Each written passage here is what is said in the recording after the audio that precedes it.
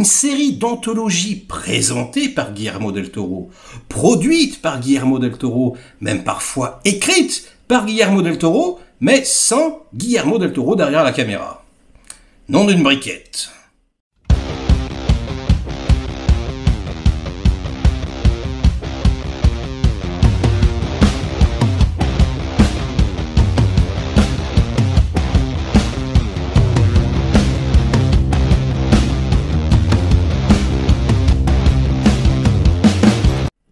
Salut les cinéphages, c'est Merege, nous sommes en pleine période d'Halloween et fleurissent un petit peu partout, au cinéma et évidemment sur les plateformes de streaming, des séries horrifiques, des films angoissants, c'est normal, hein, Netflix n'échappe pas à la règle, ça s'appelle Les cabinets de curiosité, et avant toute chose, qu'est-ce que c'est que ce titre, hein? Qu'est-ce que c'est qu'un cabinet de curiosité?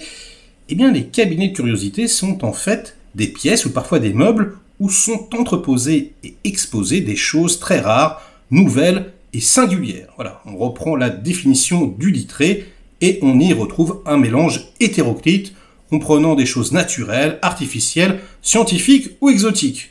Donc en gros, et d'ailleurs c'est dans le générique, hein, c'est assez bien fait, on voit, enfin dans l'introduction avec Del Toro, on voit donc ce cabinet de curiosité, ce meuble, il y a toutes sortes de trappes, de tiroirs, et à l'intérieur, à chaque fois, il y a un artefact, un objet qui va poser devant nous et qui va correspondre, qu'on va retrouver dans l'épisode. 8 épisodes en tout, eh bien une série qui va s'amuser à vous faire peur. Alors oui, je dis s'amuser parce que il y a, on va dire, globalement, un petit côté, gaudriolesque. Je sais pas si ça se dit, mais j'invente le mot, je m'en fous. Allez, copyright. Et du coup, on est dans de l'horreur, on est dans du fantastique, on est même parfois dans de la science-fiction, mais très rarement, alors il y a quelques épisodes qui sont vraiment horrifiques, mais sinon, voilà, c'est plus, vous savez, hein, voilà, quelque chose qui cherche à vous divertir, donc à vous faire rire, c'est de l'horreur, mais matinée d'humour, quoi, on dira.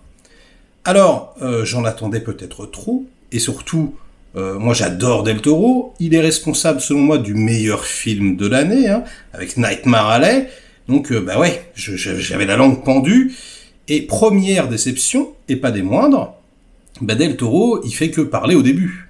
Hein. Alors il a écrit quelques scénarios, voilà, mais il réalise pas. Et ça c'est quand même relou. Hein. Alfred Hitchcock présente, il y avait des épisodes réalisés par Hitchcock. Et là, les réalisateurs proposés, alors on a par exemple le chef-op de Guillermo del Toro, pourquoi pas. On a également Jennifer Kent, celle qui a fait Babadook. Voilà, on a Panos Cosmatos, celui qui a fait Mandy. Et puis au niveau des scénaristes, on a David S. Goyer. Voilà, on a également Vincenzo Natali, réalisateur de Cube, voilà, qui écrit son épisode. Le casting aussi est très cool. Hein. Il y a F. Murray Abraham, par exemple. Il y a Peter Weller. Il y a Sofia Boutella. Voilà, il y a Crispin Glover, enfin bref, des noms un petit peu connus, plus ou moins, donc c'est, en fait, au niveau de la qualité, un petit peu fluctuant. On n'a pas non plus, voilà, de réalisateur de classe A, et c'est un petit peu ça qui me déçoit, quoi. Donc pour les deux raisons, j'ai ravalé un petit peu ma fierté. Alors j'adore, voilà, Mandy, etc., mais on pouvait s'attendre quand même à de plus grosses pointures.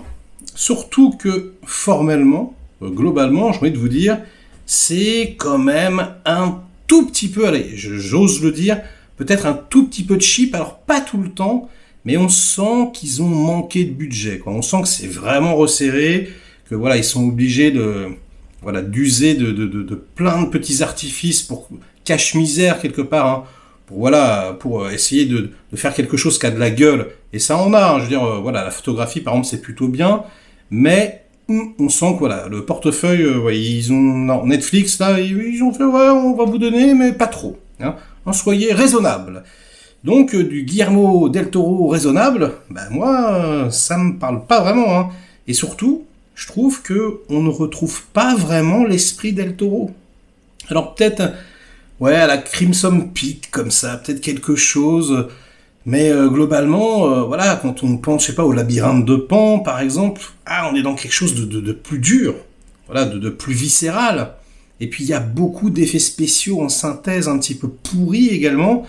Alors que non, dans les films de Del Toro, bah, voilà, il y a beaucoup de prothèses, il y a beaucoup d'effets spéciaux physiques, et ça m'a particulièrement déçu également. Ceci dit, j'en attendais peut-être trop, hein, comme je vous l'ai dit, et globalement, voilà, j'ai regardé un petit peu à gauche à droite, les gens ont l'air d'apprécier, hein, franchement, et vous allez passer un bon moment, hein. C'est pas du tout une purge, c'est pas nul, ça se regarde avec plaisir. Je veux dire, en plus, c'est assez malin, hein, la diffusion, voilà, 2 épisodes comme ça par soir, ce qui permettait en fait d'enchaîner, voilà, une petite soirée comme à l'ancienne avec la pub au milieu, avec voilà les 2 épisodes, c'était sympa. Et puis voilà, les acteurs sont investis, ils jouent très bien, c'est plutôt quand même assez bien écrit. Le problème, c'est que c'est très court, très resserré, hein, entre 45 minutes et 1 heure, et que comme c'est une série très morale, bah voilà, on s'attend à ce qui va se passer et on ne se trompe jamais. C'est-à-dire que si on nous présente un personnage un petit peu méchant, par exemple, un petit peu pingre, bah on sait qu'il va y passer, quoi. Il y a tout de même certaines images assez fortes, notamment, allez, je ne vais spoiler que ça, mais c'est vrai que j'aime pas tellement, moi. Voilà, les gros rats géants, un petit peu dégueulasses comme ça, hein, un petit peu à la Dark Souls.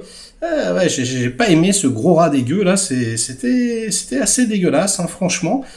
Ça m'a fait frissonner. Et voilà, on s'amuse à se faire peur, c'est sympathique. Donc bah je vais pas vous embêter plus longtemps, hein. On va arrêter cette vidéo ici. C'était juste pour vous donner envie. Donc oui, ça vaut le coup. Après, non, c'est pas aussi incroyable que ce que j'ai pu lire à gauche à droite. Mais voilà, ça reste quelque chose de correct. Dommage tout de même, hein, encore une fois, que Del Toro n'ait pas mis plus la main à la pâte, quoi. J'aurais vraiment voulu qu'il réalise peut-être le premier et le dernier épisode, histoire de peut-être d'en faire 10. Mais bon, c'est comme ça, hein, c'est la vie. Netflix, on peut quand même, voilà, après leur déconvenu, hein, s'accorder à dire que bah, ils essayent de remonter la pente, ils proposent des choses un petit peu originales, et ça, bah, il faut quand même le souligner. Donc, bah voilà, hein, ce sera tout. Donc, likez la vidéo si elle vous a diverti, intéressé un minimum. Délikez-la sinon. Ils ont des modes commentaires, comme d'habitude. Hein, voilà, dites-moi, vous, qu'est-ce que vous en avez pensé? Est-ce que, comme moi, vous êtes déçus? Ou est-ce que, voilà, vous avez trouvé que c'était plutôt globalement intéressant sur toute la longueur? Quels sont vos épisodes préférés? Est-ce que, voilà, ça vous a fait peur? Est-ce que vous avez trouvé ça ridicule? Bref, à vous de jouer. Et bah, sur ces bonnes paroles, je vous dis à très vite pour de prochaines aventures. Ciao!